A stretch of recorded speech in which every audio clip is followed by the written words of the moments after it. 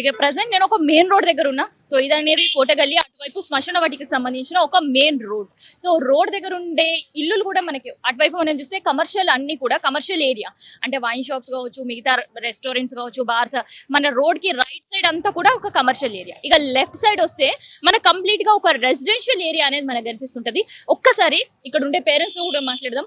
వరుసగా కిడ్నాప్ల కథలు కావచ్చు, అండ్ దాంతో పాటు జరుగుతున్న సంఘటనలు కావచ్చు, అసలు పేరెంట్స్ ఏమంటారు, ఇక్కడ పిల్లలకి ఎంతవరకు సేఫ్టీగా ఉంది, అండ్ పోలీసుల పాత్ర ఎంత ఉంది దీని మీద అనేది ఒకసారి వాళ్ళ మాటలనే తెలుసుకుందాం. సో అన్న, నీ పేరేందే? సురేష్. సో ఇప్పుడు నిజామాబాద్ లో అయితే మనం చూసినాం, పోయిన వారం 3 కేసులు అయినాయి, వాళ్ళని ట్రేస్ అవుట్ చేశారు. కానీ ఇప్పుడు అసలు పిల్లల్ని ఒంటరిగా వదిలే బయటికి షాప్ కి పంపించే పని కానీ ఇంకొకటి కానీ ఏమైనా ఉందా పరిస్థితి? లేదండి.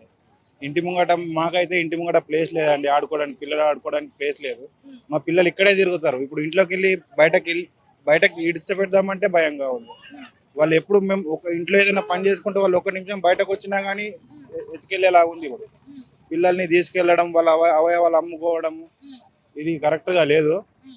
దీని మీద గవర్నమెంట్ ఏదో ఒక చర్య తీసుకొని వాళ్ళని కఠినంగా శిక్షించాలని కోరుకుంటున్నాం. ఇక్కడ సీసీ కెమెరాలు ఎంత వరకు ఉన్నాయన్న? సీసీ కెమెరాలు అయితే ఇక్కడ ఒక్కటి కూడా లేదండి. ఇక్కడ మెయిన్ రోడ్, ఇది యాక్సిడెంట్ ప్రోన్ ఏరియా. చాలా యాక్సిడెంట్స్ ఇక్కడ అవుతాయి. కానీ ఇప్పటి వరకు ఒక యాక్సిడెంట్ అయినా, ఎన్నిసార్లు అయినా కానీ ఒక సీసీ కెమెరా పెట్టరు. ఇక్కడ పోలీస్ బూత్ పెట్టారు కానీ ఇక్కడ పోలీస్ వాళ్ళు కూడా ఎవరు ఉండరు.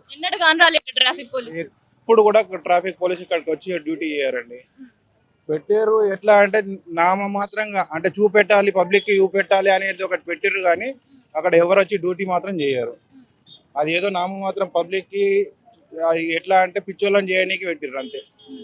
అట్లా కానీ ఇక ఓట్ల కోసం ఏందనంటే ఇక్కడ పెట్టినాము, ఏదో నడుస్తున్నది, గవర్నమెంట్ డెవలప్ అవుతుంది అనేది ఒకటి చూపెడుతున్నారు తప్ప అక్కడ ఏమైతే లేదు. శూన్యం, మొత్తం శూన్యంగా ఉంది. పంపించే పరిస్థితి ఉందా, లేదంటే స్కూల్ వాళ్ళు పోయి మళ్ళీ తిరిగి వచ్చే వరకు మీ పరిస్థితి ఎట్లా ఉంది? లేదండి, మొన్న రీసెంట్ గా 2 days బ్యాక్ ఏమైందంటే 3 పిల్లలు ఇట్లా స్కూల్ నుండి వస్తున్నారు. వచ్చేటప్పుడు ఏంటంటే మా ఇంట్లో కొరికి వచ్చారు. నేను అప్పుడే మా పిల్లల్ని స్కూల్ నుండి తీసుకొని వచ్చాను. ఏమైంది అని అడిగితే ఇక్కడ మా బంద ఇట్లా కూర్చున్నారు. వాళ్ళు చెప్పారు ఏంటంటే వాళ్ళు ఎవరో ఎంబట పడ్డారంట అని చెప్పినట్టు. నేను మళ్ళీ వాళ్ళ వెనక వెళ్ళాను, ఎవరైనా మళ్ళీ వాళ్ళ వెనక పడుతుర్రేమో చూద్దామని. ముంగటికి వెళ్ళి వాళ్ళని అడిగాను, ఏమైంది, ఎవరు వచ్చిర్రు మీ వెనక అని. అంటే 2 మనుషులు మాస్క్ వేసుకొని వచ్చిర్రు, మాస్క్ వేసుకొని వచ్చి మమ్మల్ని ఎంబట పడుతుర్రు, మేము ఉరికొచ్చినాము, ఉరికొచ్చి మీ ఇంటికి వచ్చేసరికి అంటే వాళ్ళు వెళ్ళిపోయారు, మా పక్క గల్లీలోకి వెళ్ళిపోయారు అని చెప్పారు. లేదు అంటే పట్టుకోవడానికి ట్రై చేసిరని చెప్పారు. అందులో ఒక బాబు కొద్దిగా పెద్దగా ఉన్నాడు, తనకు అర్థమయ్యి వాళ్ళని 2 తమ్ముళ్ళని పట్టుకొని ఉరికొచ్చేసిండు అన్నట్టు. అదే ఇంకా కొద్దిగా వాళ్ళకి అర్థం కాని పిల్లలు ఉంటే మాత్రం వాళ్ళు వెళ్ళిపోతున్నారు. వాళ్ళది ఇన్సిడెంట్ అయినాక 1 hour లోపు పక్కనే గల్లీలో ఒక బాబు కిడ్నాప్ అయ్యాడు. అదే గల్లీలో నుంచి ఇట్లా వెళ్ళాడు, ఆ గల్లీలో ఒక బాబుకు సింగిల్ కనబడ్డట్టున్నాడు, వాళ్ళని తీసుకెళ్ళాడు. కిడ్నాప్ కేసులు పిల్లల పైన చూస్తుంటే, వింటుంటే అసలు ఏమనిపిస్తుంది అన్న మీకు? ఏమనిపిస్తుందండి, ఇది పోలీస్ వ్యవస్థ సకా లేదు, ఏది సకా లేదండి. ఇప్పుడు మన ఇంట్లో పిల్లలు ఉంటారు, వాళ్ళు కిడ్నాప్ చేసే వాళ్ళని ఆలోచించాలి. వాళ్ళ ఇంట్లో పిల్లలు ఉంటారు, వాళ్ళని ఆలోచించుకోవాలి కదా, ఎవరైనా పిల్లలే అని. వాళ్ళు లేదు, గవర్నమెంట్ సకా లేదు. ప్రతి ఏరియాలో పెట్రోలింగ్ పెట్టాలా, ప్రతి ఏరియా మార్నింగ్ నుండి 24 hours పెట్రోలింగ్ ఉండాలి.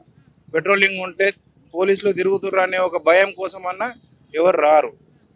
పెట్రోలింగ్ లేదు, డ్యూటీ వాళ్ళు ఏం చేస్తారు, పోతారు డ్యూటీలో, పోలీస్ స్టేషన్లో కూర్చుంటారు, పెట్రోలింగ్ ఉండదు, ఏముండదు, పోయి కూర్చుంటారు, డ్యూటీలు అయిపోయిందని వెళ్ళిపోతారు. సరే, గతంలో అయితే పెట్రోలింగ్ చేయలేరు, కానీ ఇప్పుడు వరుసగా కిడ్నాప్లు, పిల్లల పైన ఇట్లా ఎంబడిస్తున్నారు, బెదిరిస్తున్నారు. కనుక ఇప్పుడైనా పోలీస్ వాహనం మీకు ఎన్నడైనా కనిపించిందా ఇప్పుడు ఈ వారం రోజులకి వెళ్ళి? ఇప్పుడు కూడా కనిపించలేదు మాకు. ఇప్పుడు కూడా ఇన్సిడెంట్ జరుగుతున్నా కనిపించలేదు. అంత జరిగినాక ఇంకా పెట్టి ఏం పాయదండి. ఇప్పుడు జరిగినాక, ఇప్పుడు ఒక బాబు వెళ్ళిపోయినాక మనం చేసి ఏం పాయదా, మనం జరగక ముందే చూసుకోవాలి కదా. ప్రతిదీ జరగక ముందు మనం దాని గురించి ముంగట తీసుకుంటే, ఏదైనా యాక్షన్ తీసుకుంటే మనకి ఏదైనా పాయదా. పిల్లలందరూ కిడ్నాప్ అయినాక నువ్వు ఎన్ని యాక్షన్లు తీసుకొని ఏం పాయదా. ఇప్పుడు 3 పిల్లల్ని చంపేసారు, వాళ్ళని అయితే తిరిగి తీసుకురాలేం కదా. నువ్వు ఎన్ని యాక్షన్లు తీసుకొని వాళ్ళ పేరెంట్స్కి అయితే ఏం లోటు అయితే భర్తీ చేయలేం కదా. పిల్లలు లేని లోటు ఎవరు భర్తీ చేస్తారండి, ఎవరు భర్తీ చేయలేరు. అట్లాంటప్పుడు నువ్వు ముందు నుంచి ప్రతి ఒక్క గవర్నమెంట్ అనేది ప్రతిదీ ఫస్ట్ నుంచి యాక్షన్ తీసుకోవాలి. ప్రతిదీ ఫస్ట్ నుంచి పిల్లలకు కానీ పెద్దలకు కానీ ఎవరికైనా కానీ ప్రతి ఏరియాలో ప్రతి ఎట్లా పెట్రోలింగ్ వెహికల్ ఉండాలి, సీసీ కెమెరాస్ ఉండాలి. వీళ్ళతో కూడా మనం మాట్లాడదాం. ఎందుకంటే ఇక్కడ మెయిన్ రోడ్ కి దగ్గరలో ఉండే ఇల్లు ఇది.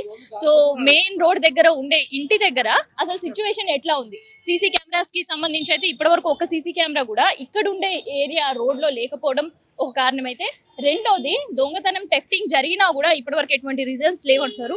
అది అట్లాంటిది ఇప్పుడు కిడ్నాప్ కేసెస్ అనేది కంటిన్యూగా జరుగుతుంది. పేరెంట్స్ లో ఒక భయం అనేది కనిపిస్తుంది.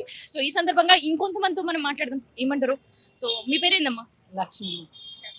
సో ఎట్లా ఉంది పిల్లల కిడ్నాప్ పిల్లలు అనేది వరుసగా నిజామాబాద్ లో ఇంటూనే ఉన్నాం. అసలు వాళ్ళని వదిలి 10 నిమిషాలైనా ఉండే పరిస్థితి కానొస్తుందా? అస్సలు ఇడసపెడతలే, తలుపులు పెట్టుకొని ఉంచుకుంటున్నాం. ఇంకా మా పిల్లల్ని అయితే డోర్లు పెట్టుకొని ఉంచుకుంటున్నాము. అంగన్వాడీ స్కూళ్ళకి పోతే కూడా పిల్లలు ఉంచమని అంగన్వాడీ స్కూళ్ళకి వెళ్ళి తీసుకుపోతున్నారు. ఇక్కడ సీటీ కెమెరాలు లేవు. ఇక్కడ కళ్ళు అవి రింకు చేస్తారు, కొట్టుకుంటారు. ఎవరు కొట్టుకుంటున్నారు, ఎవరు ఇదవుతారు అన్నది ఒక్క సీటీ కెమెరా కూడా లేదు. మాకు మస్తు భయంకరమే ఉంటుంది. మా ఎప్పటికైనా భయంకరం ఉన్నది. అది మొన్న పోలీసు కోసం కట్టించింది కానీ అది ఎవడు వచ్చి ఉన్నోళ్ళు లేడు. నేను మనకు అది కట్టి ఇచ్చి ఉంచారు. మరి ఇప్పుడు పిల్లల వరుస కిడ్నాప్లు వింటుంటే ఎట్లా అనిపిస్తుంది?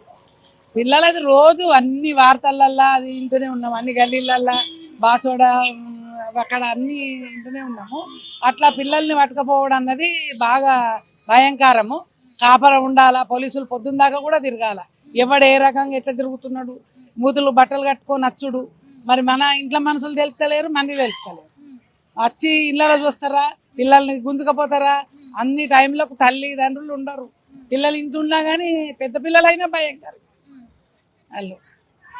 సో ఇది నిజామాబాద్ లో ఉండే పిల్లల పరిస్థితి. అండ్ పిల్లల్ని కన్నా తల్లిదండ్రులు ఒక భయంగానే. సో ఇంట్లోకి వెళ్ళి బయటికి వెళ్ళి వాళ్ళ కష్టానికి వెళ్ళే వరకు వాళ్ళకి కడుపు నిండదు. కొన్ని కడుపు నిండాలి అని వాళ్ళ కష్టానికి పోతే స్కూల్కి పంపించిన పిల్లలు వాళ్ళు సేఫ్ గా ఇంటికి వచ్చే వరకు అదో టెన్షన్. కొన్ని ట్యూషన్లకు పంపిద్దామా, కాసేపు పిల్లలు ఆడుకోవడానికి పంపిద్దామా అన్నా కానీ ఎప్పుడు ఎవరు డేగ కళ్ళేసి ఎత్తుకపోతారా అనే ఒక భయం గుప్పిట్లో అయితే నిజామాబాద్ లో ఉండే పేరెంట్స్ బిక్కుమంటూ గడుపుతున్నారు. మరి ఇప్పటికైనా పోలీస్ వ్యవస్థ పైన మనం చూస్తున్నాం.